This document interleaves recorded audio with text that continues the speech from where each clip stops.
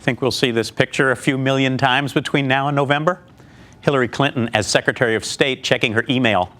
Email that didn't run through the State Department's computer system, as the department's own rules required, but through a separate secret system in the basement of the Clintons' home in Chappaqua, New York. And now the department's Inspector General is out with a detailed report on Secretary Clinton's email practices and record retention practices, and it's damaging, dispiriting, devastating. Depends on where you sit, I guess. But at a minimum, it's more proof that the big dog isn't the only one in the Clinton clan who knows how to chew a word bone down to where it's pretty much unrecognizable. Depends on what your definition of is, anyone? Or doing this thing with this part of that intern that doesn't count as sexual relations?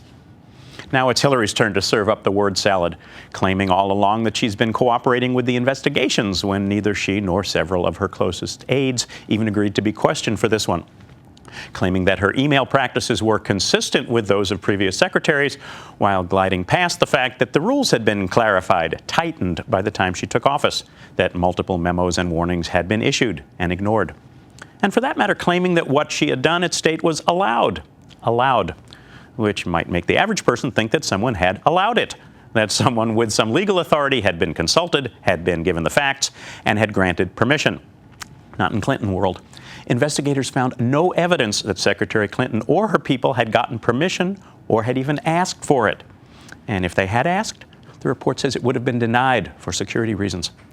Meanwhile, when other State Department aides expressed concerns about Clinton's special arrangement, they were told that their mission was to support the secretary and that they were, quote, never to speak of the secretary's personal email system again. The prospect of 4 more years of this, the tortured language, the circled wagons, the secrecy, the arrogance. I mean, really, just how bad does the alternative have to be to even think of going through all that stuff all over again? This bad.